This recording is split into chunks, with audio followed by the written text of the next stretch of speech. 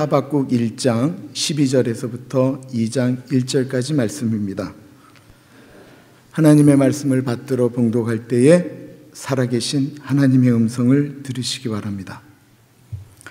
선지자가 이르되 여호와 나의 하나님 나의 거룩한 이시여 주께서는 만세 전부터 계시지 아니하시니이까 우리가 사망에 이르지 아니하리이다. 여호와여 주께서 심판하기 위하여 그들을 두셨나이다. 반석이시여 주께서 경계하기 위하여 그들을 세우셨나이다. 주께서는 눈이 정결하심으로 악을 참아보지 못하시며 패역을 참아보지 못하시거늘 어찌하여 거짓된 자들을 방관하시며 악인이 자기보다 의로운 사람을 삼키는데도 잠잠하시나이까. 주께서 어찌하여 사람을 바다의 고기 같게 하시며 다스리는 자 없는 벌레 같게 하시나이까. 그가 낚시로 모두 낚으며 그물로 잡으며 투망으로 모으고 그리고는 기뻐하고 즐거워하여 그물에 제사하며 투망 앞에 분향하오니 이는 그것을 힘입어 소득이 풍부하고 먹을 것이 풍성하게 됨이니이다. 그가 그물을 떨고는 계속하여 여러 나라를 무자비하게 멸망시키는 것이 옳으니이까. 내가 내 파수하는 곳에 서며 성루에 서리라. 그가 내게 무엇이라 말씀하실는지 기다리고 바라보며 나의 질문에 대하여 어떻게 대답하실는지 보리라 하였더니. 아멘.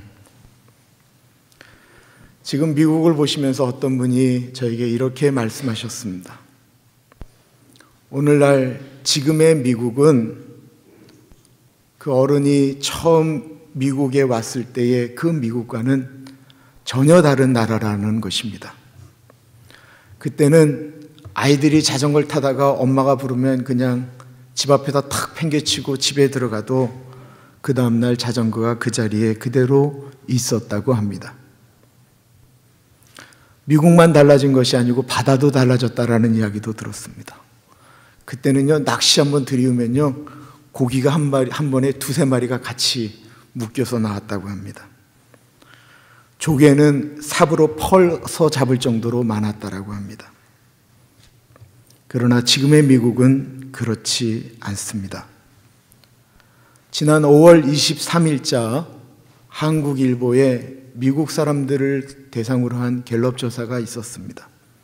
미국 사람 1,535명에게 오늘날 미국의 문제가 무엇이냐고 물었을 때 72%가 미국의 오늘 최대 큰 문제는 도덕적 해이라고 이야기를 했고 44%는 미 국민의 도덕적 의식 수준이 매우 낮다라고 이야기를 하였습니다. 물론 어느 나라, 대한민국도 다 마찬가지입니다. 그런데 이런 통계를 보면서 우리가 사는 나라가 그렇지 라고 이야기하고 넘어가는 사람이 있는가 하면 어떤 분들은 가슴을 치며 아파해 합니다. 이런 아픈 심정을 가졌던 한 성경의 인물이 있습니다. 그의 이름은 하박국입니다. 우리가 잘 아는 하박국의 유명한 성구가 있다면 오직 의인은 믿음으로 말미암아 살리라 라고 하는 것과 하박국 3장 17절과 18절 말씀입니다.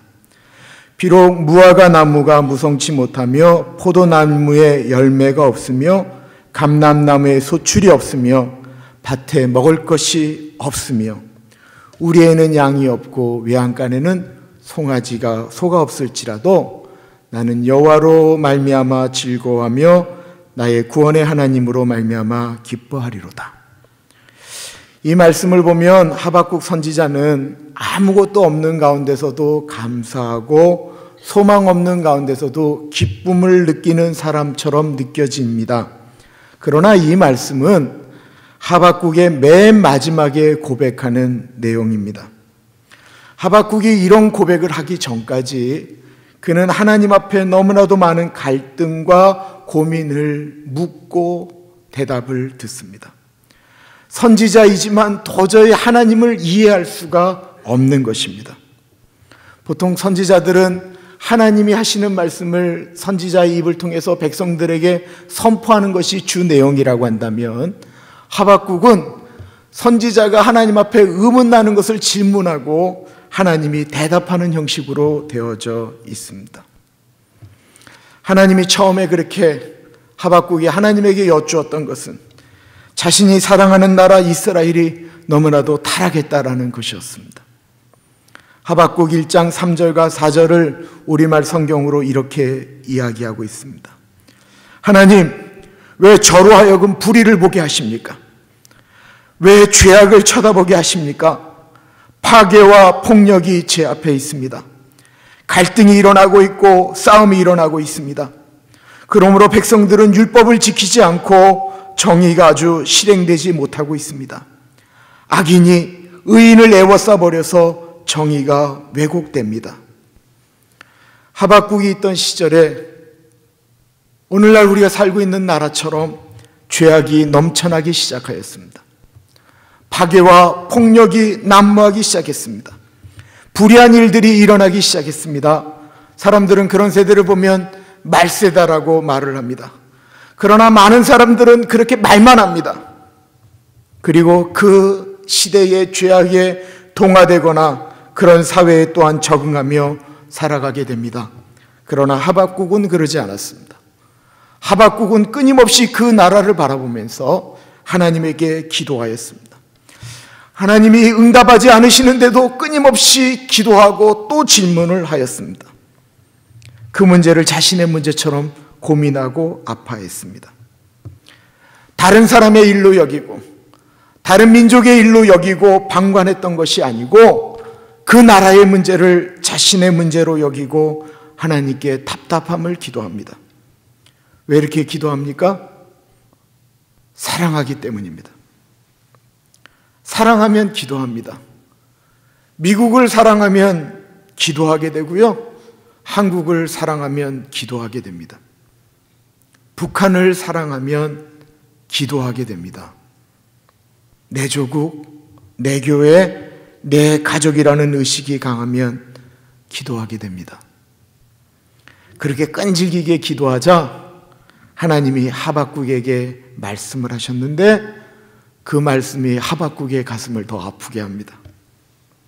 하박국은 이스라엘의 문제가 하나님 이스라엘이 왜 이렇습니까? 라고 아뢰었더니만 하나님이 응답을 하시는데 그 문제 있는 이스라엘을 다스리기 위해서 더 악한 갈대아 바벨론을 들어서 이스라엘을 치겠다고 말씀하셨던 것입니다. 이스라엘의 문제를 좀 고쳐달라고 아뢰었더니만 하나님이 바벨론을 통해서 이스라엘을 다스린다고 하시니 얼마나 답답하겠습니까? 오늘 본문 말씀은 그 이야기를 들은 다음의 이야기입니다. 12절을 보십시오. 선지자가 이르되 여호와 나의 하나님 나의 거룩한 이시여 주께서는 만세 전부터 계시지 아니하시나이까? 우리가 사망에 이르지 아니하리이다. 여호와여 주께서 심판하기 위하여 그들을 두셨나이다. 반석이시여 주께서 경계하기 위하여 그들을 세우셨나이다. 하박국은 하나님이 말씀하시는 것에 이해할 수 없었지만 그래도 하나님을 신뢰하는 사람의 모습으로 나아갑니다. 여호와 나의 하나님 나의 거룩한 이시여. 다시 말하면 거룩하신 여호와 나의 하나님이라고 고백하고 있습니다. 본인은 이해할 수 없지만 그래도 하나님은 나의 하나님이다라고 고백하고 있는 것입니다.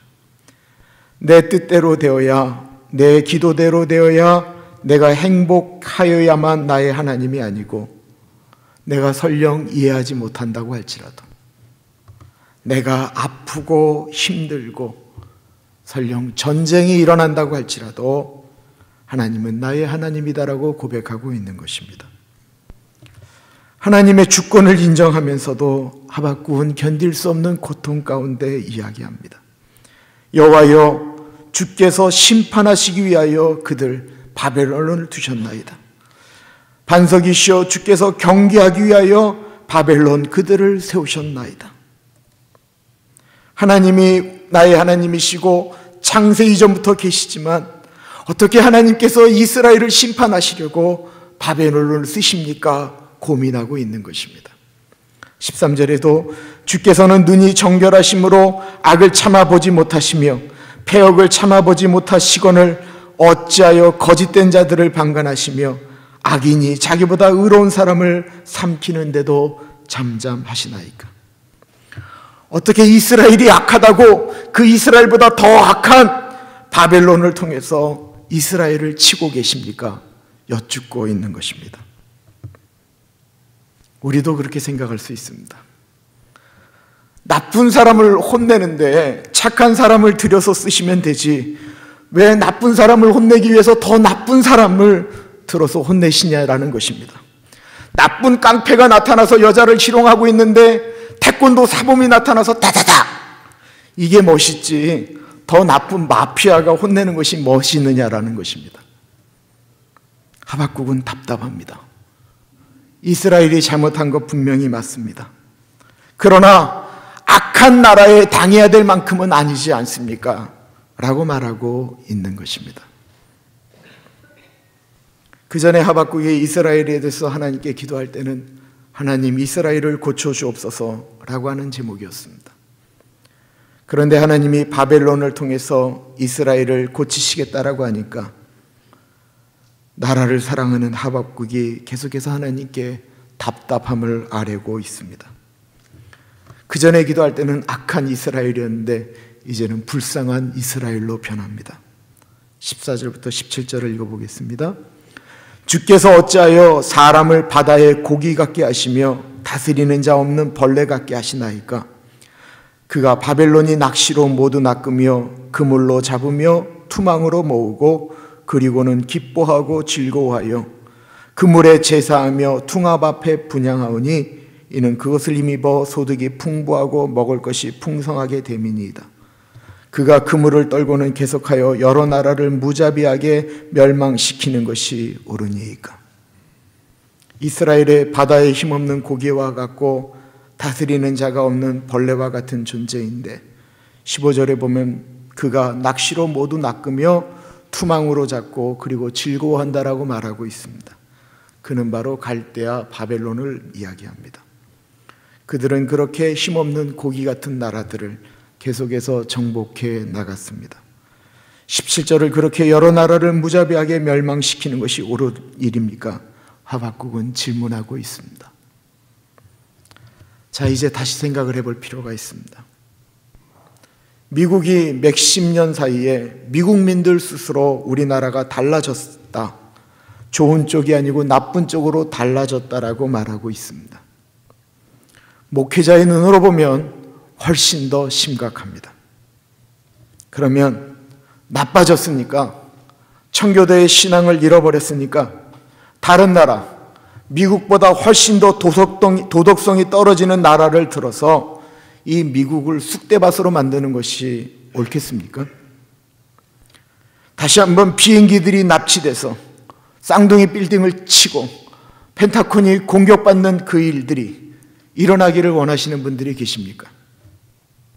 아니면 지진이 이 미국에 일어나고 해일이 일어나고 홍수가 일어나는 일로 이 미국을 하나님이 다스리기를 원하는 사람이 얼마나 되겠습니까?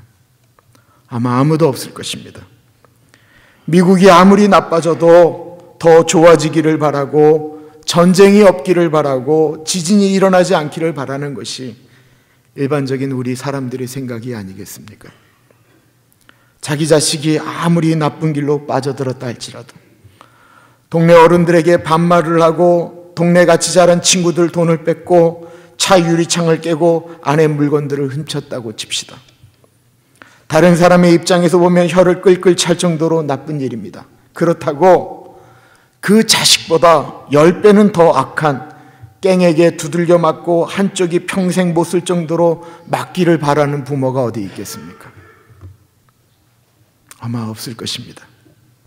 그러나 너무 슬프게도 나라가 그렇게 되기를 원하는 사람은 없고 자식이 그렇게 되기를 원하는 사람은 없지만 그것을 내 문제처럼 아파하고 하나님께 기도하는 사람은 너무나도 적다라는 것입니다.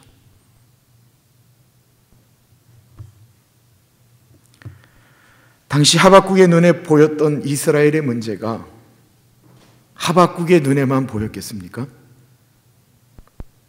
아마 모두들 그 이스라엘 민족 중에서도 이제는 말세다라고 말하고 생각하는 분들이 분명히 있었을 것입니다.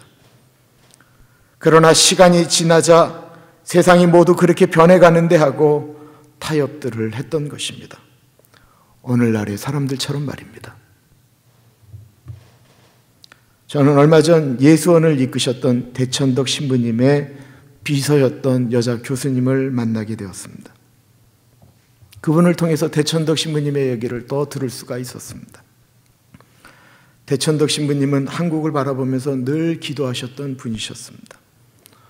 한국 교회를 바라보면서 기도하셨고 통일을 위해서 그렇게 오래 기도하셨습니다. 한 미국 사람이 늙어 죽을 때까지 그 추운 강원도 태백에서 그렇게 기도하다가 통나무집에서 죽었습니다. 그는 한국 사람이 아니었음에도 불구하고 한국의 문제를 정확히 알고 있었습니다. 그런 능력을 가리켜 영적 분별력이라고 말을 합니다. 그리고 그분은 대한민국의 죄악을 자신의 문제인 것처럼 여기고 기도했습니다. 지금 하박국은 자신의 나라의 문제를 그냥 문제로만 보고 있지 않았다라는 것입니다. 하박국은 이스라엘을 대표해서 하나님께 나아가고 있습니다. 문제를 그냥 문제로 여기지 아니하고 나아가고 있습니다. 이스라엘의 문제가 하박국 본인의 문제로 다가왔기 때문입니다. 마치 자식이 잘못하면 아버지가 마치 본인이 잘못한 것처럼 머리를 숙이는 것처럼 말입니다. 저는 에스더 기도운동본부 이용희 교수를 좋아합니다. 사랑합니다. 여러 번 이야기하였지만 그분의 군종병 시절의 이야기는 제가 게으름을 피우고 싶을 때, 나태해질 때마다 저를 일으켜 세우는 한 가지 이야기가 됩니다. 군종병으로 있던 곳이 최전방 사고 많고 자살이 많았던 백골부대입니다. 어느 날 이용희 교수가 군종병으로 있을 때 군종병들을 모아놓고 군종 목사님이 만약에 본인이 담당하는 군대에서 사고가 일어나면 그건 군종병인 너희들 책임이다. 너희가 기도 안 해서 그렇다 라고 이야기했다고 합니다. 그때부터 문제 안 일으키기 위해서 문제 있는 사병들을 찾아가고 죽고 싶어하는 병사들 찾아가고 위로하고 기도해 주는 일을 열심히 했다고 합니다. 밤에는 커피를 타서 철책선을 근무하는 사병들에게 가서 기도해 주고 커피 타주고, 그럼에도 불구하고 자살이라도 일어나고 탈영이라도 일어나면 이용희 군종병이 연대장을 찾아가 빌었다고 합니다. 군종병이 연대장을 찾아가 그 자리에서 무릎을 꿇고 죄송합니다. 제가 기도하지 않아서 이런 문제가 발생했습니다. 용서해 주십시오. 그때 그가 무릎을 꿇었던 연대장은 불교 신자였습니다. 그 불교 신자가 얼마나 충격을 받았겠습니까? 정말로 그 병사가 탈영한 것이 이용희 군종병 책임입니까? 사실 아닙니다. 그러나 하나님을 섬기는 사람으로서 그렇게 여겼다라는 것입니다. 그렇게 여길 때 더 아파하고 더 기도하게 되지 않겠습니까? 이번에 한국 가서 제가 참 좋아하는 장로님을 배웠습니다. 장로님이 섬기는 교회가 약간의 어려움을 겪고 있습니다. 제가 훨씬 더 어린 사람이지만 장로님께 이렇게 말씀을 드렸습니다. 장로님, 만약에 교회에 문제가 생기고 어려움이 오면 누구의 잘잘못을 떠나서 그것은 장로님 책임입니다. 장로님이 잘 알겠습니다 라고 말씀하셨습니다. 목사의 문제도 장로님 문제입니다. 네, 그렇게 알고 있겠습니다. 문제를 파헤치기만 하는 장로가 있는가 하면 그 문제를 본인의 문제로 여기고 기도하는 장로가 있습니다. 저는 가나안 교회에 일어나는 문제는 저의 문제로 분명히 생각합니다. 그는 분명히 목사의 책임입니다. 그는 제가 늘 생각하고 고민하는 문제입니다. 저는 교인이 쓰러지면 그것도 저의 책임이라고 생각을 합니다. 죄책감이 아니고 그래야만이 저는 더 기도할 수 있다고 생각하기 때문입니다. 그런데 목사가 목사 책임이라고 한다고 장로님들도 그렇게 생각한다면 그건 무책임한 장로입니다. 장로는 본인이 잘못해서 그렇다라고 생각하고 아파하는 것이 장로입니다. 시끄러운 교회를 보면 본인들만 옳다는 사람들로 넘쳐나는 것을 우리는 쉽게 보게 됩니다. 그래도 교회가 무너지지 않는 이유는 그런 문제를 본인의 문제로 여기고 기도하고 아파하는 분들이 곳곳에 있기 때문입니다. 이것을 가리켜 예수님의 마음이라고 합니다. 잘못은 사람이 행했습니다. 죄는 사람이 졌습니다. 그런데 예수님은 그 문제를 본인의 문제로 여겼다라는 것입니다. 베드로전서 2장 22절부터 24절은 이렇게 이야기하고 있습니다. 그는 죄를 범하지 아니하시고 그 입에 거짓도 없으시되 욕을 당하시되 맞대어 욕하지 아니하시고 고난을 당하시되 위협하지 아니하시고 오직 공의로 심판하시는 이에게 부탁하시며 친히 나무에 달려 그 몸으로 우리 죄를 담당하셨으니 이는 우리로 죄에 대하여 죽고 의에 대하여 살게 하려 하심이라. 그가 채찍에 맞음으로 너희는 나음을 얻었나니. 친히 나무에 달려 우리의 죄를 그 몸으로 담당하셨다라고 말씀하고 있습니다. 십자가에서 사람들의 죄를 위하여 죽으시는데 그것도 모르고 손가락질하는 사람들이 있었습니다. 조롱하는 사람들, 네가 하나님이 아니냐, 십자가에서 내려오라고 외치는 사람들을 바라보시면서도 예수님은 이렇게 기도하셨습니다. 아버지, 용서해 주십시오. 저들이 잘 몰라서 그렇습니다. 그때 이 세상에 죄로부터의 자유가 선포되었습니다. 예수님이 인류의 죄를 자신의 문제로 여기고 대신 십자가를 지실 때 하나님은 이 땅을 용서하시고 이 땅을 회복시키기 시작하셨다라는 것입니다.